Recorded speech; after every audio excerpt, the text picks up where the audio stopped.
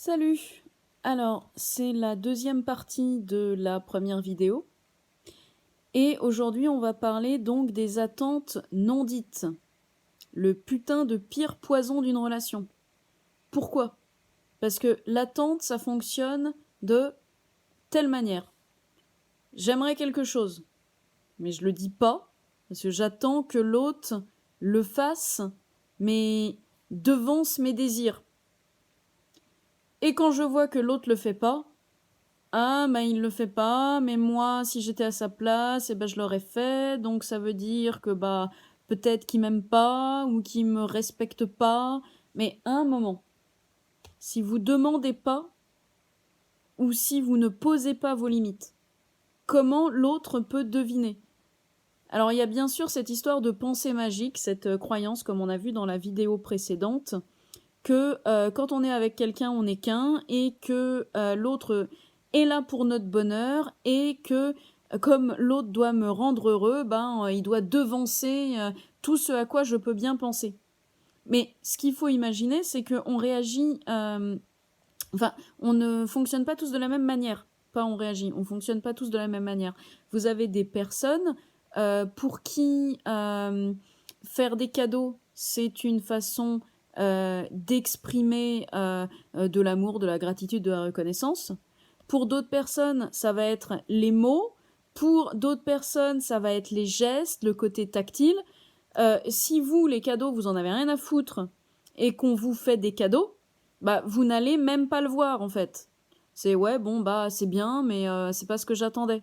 Si au contraire, vous attendez des cadeaux et que vous n'avez que des mots, non, ça va plus vous parler. Ou alors, si pour vous, montrer qu'on tient à vous, c'est vous faire des cadeaux de valeur et que la personne va vous faire un truc qu'elle aura fait à la main parce que pour elle, ça vient plus du cœur que si elle l'avait acheté, vous allez vous retrouver dans un on se comprend pas. Alors que il y avait de base aucun problème. Les attentes non dites, c'est quoi?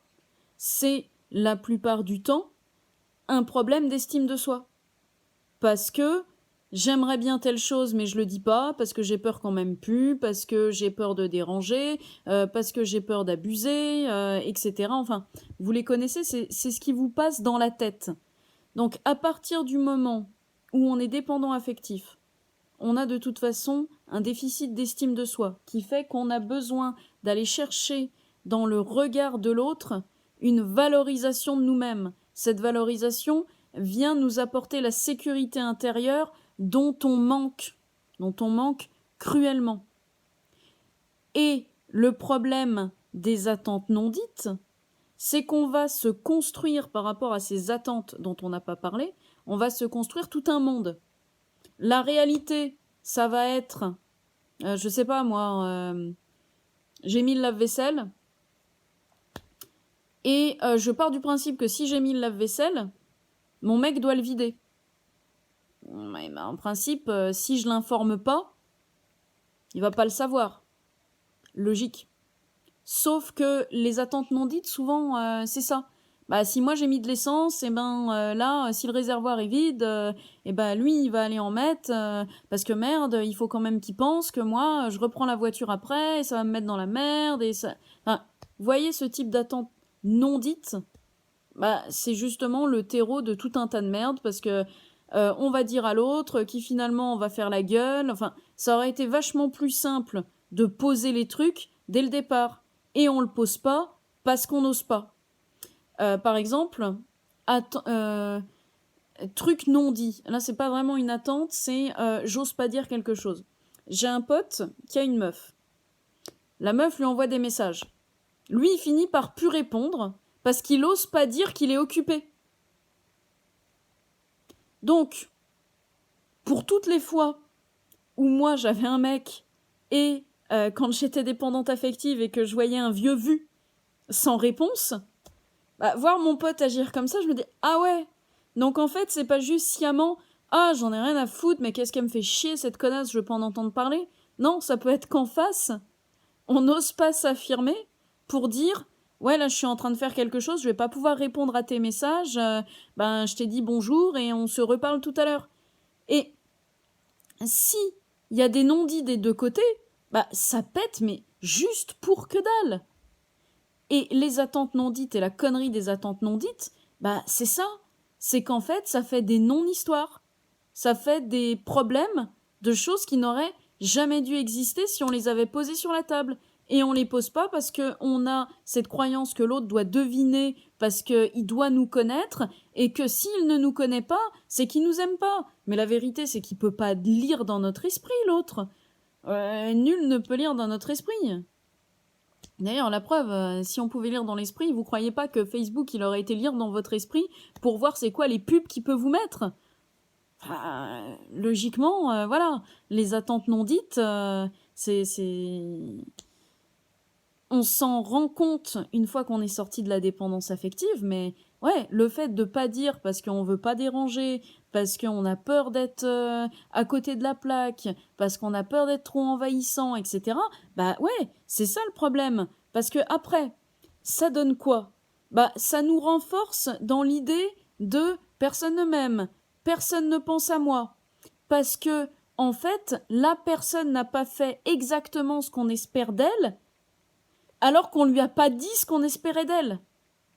Et donc on se revalide que bah, finalement personne nous comprend. Donc une attente non dite, en fait, à 99%, on doit s'attendre à ce qu'elle soit pas satisfaite. Or, on s'attend pas à ça et ça nous crée une frustration de malade. Et donc on se tape une rumination pas possible qui est alors s'il a pas fait ça et s'il a pas dit ça, ben c'est qu'il s'en fout de moi et que j'ai pas d'importance pour lui, il a pas de considération pour moi, ce qui est important pour moi ne l'est pas pour lui. Mais ces équivalences en fait, c'est dans ta tête, à toi, à partir de tes croyances, à toi. Parce que personne va lire dans les pensées d'autrui. Donc si tu veux un truc, tu le verbalises. Et souvent tu le verbalises pas. Pourquoi ? Parce que t'as pas envie d'entendre un non. Donc si tu veux un truc, tu le verbalises et tu prends la responsabilité de tes désirs. Et ça, ouais, ça fait bien mal au cul de dire je veux quelque chose et de prendre le risque de se voir dire non. Et souvent, c'est ça le problème de l'affirmation de soi. On n'a pas envie de se voir dire non parce qu'on a encore d'autres croyances sur le fait qu'on nous dise non. Une responsabilité qu'on a à prendre sur nous-mêmes aussi, c'est la responsabilité de notre dialogue interne, c'est-à-dire l'histoire qu'on va se raconter sur les faits. C'est-à-dire, par exemple, j'envoie un message, je vois qu'il y a un vieux vu dégueulasse, bah voilà, rien que se dire j'ai un vieux vu dégueulasse, c'est un jugement déjà. Parce que on met sur le fait que le message a été vu et n'a pas été répondu déjà un jugement. On met déjà une coloration qui a un problème sur le truc, alors qu'il a pu se passer une multitude de choses.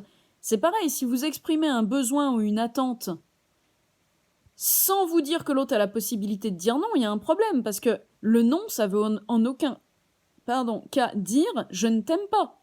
Ça veut juste dire certes, je t'aime ou je t'apprécie, mais je m'aime aussi d'abord et je fais passer mes besoins dans la case important et tes besoins sont également importants, mais pas au détriment de moi-même.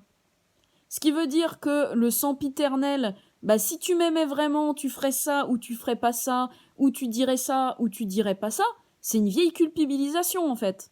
C'est une volonté du contrôle du comportement de l'autre et en aucun cas c'est une preuve d'amour. Or, on nous a appris, que ce soit par la télé ou les bouquins, etc., que cette espèce de contrôle du comportement de l'autre, si tu m'aimais, tu ferais ça, c'est complètement normal. Mais non, si ton amour pour l'autre est sous condition du comportement de celui-ci, bah c'est pas de l'amour. Si tu m'aimais, tu me ferais à manger ? Non, en fait. C'est pour ça qu'on a créé les restos. Et par conséquent, soit vous êtes compatibles dans vos attentes l'un avec l'autre, soit vous n'êtes pas compatibles. Et l'avantage de mettre les attentes sur la table, c'est que justement, on va discuter de ce qui est un besoin pour l'un, un besoin pour l'autre, une valeur indispensable pour l'un, une valeur indispensable pour l'autre, et on va vérifier que c'est compatible. Parce que qu'il n'y en ait pas un qui se fasse passer après l'autre pour le satisfaire. Sinon, c'est pas de l'amour, c'est du sacrifice. C'est se dire non à soi pour dire non à l'autre. C'est s'envoyer à soi-même le signal qu'on n'est pas assez important pour nous respecter, pour respecter nos valeurs et respecter nos besoins. Si nous-mêmes on se respecte pas, comment on va aller demander à l'autre de nous respecter? Forcément, on est en train de donner le premier message, j'en ai rien à foutre de moi-même, t'as le droit d'en avoir rien à foutre de moi-même non plus. Je suis un paillasson pour moi, vas-y, essuie-toi les pieds aussi, c'est open bar. Forcément, ça marche pas. Donc le cœur du problème, c'est que les attentes non verbalisées, c'est un poison dans une relation, parce qu'elles sont pas réalisées par magie par l'autre, qui peut que ignorer ses attentes. Et donc, ça renvoie celui qui a des attentes à ses croyances négatives sur lui, sur l'autre et sur le monde. Et c'est ces croyances qui, dans tous les domaines de sa vie, teintent sa perception de la réalité. Comme je vous disais, cette histoire de le réel, le message qui a été lu, et l'histoire que je me raconte dessus. Ouais, de toute façon, ça devait arriver, on m'aimera pas parce que je suis pas à la hauteur, je suis pas assez bien, je mérite pas d'être aimé, etc., etc. Et aujourd'hui, tu peux plus dire que tu sais pas. Donc aujourd'hui, tu as un choix. Soit tu prends la responsabilité de tes réactions à toi seulement et pas à celles des autres, soit tu fais non, moi je continue à avoir des attentes parce que après tout, moi dans ma vision du monde, l'autre, il doit devancer ce que je ressens, il doit devancer ce que je veux parce que j'ai une vision romancée de la vie. Ok, y a pas de problème. Continue à signer sur l'autoroute de la souffrance. Y a pas de problème. Parce que, a priori, tant qu'on n'aura pas inventé un robot intelligence artificielle où on va pouvoir mettre toutes les données que tu attends, ça va pas marcher. Par contre, si tu veux te défaire de ton gros sac lourd de croyances, sur le groupe, tu as le challenge 21 jours. Et si tu veux aller encore plus vite qu'en faisant ça toi-même, tu peux me contacter en message privé sur Messenger pour qu'on parle d'un accompagnement. Je te souhaite une bonne soirée, une bonne journée et une bonne recherche de quelles sont tes attentes inconscientes pour voir où est-ce que tu te pourris la vie.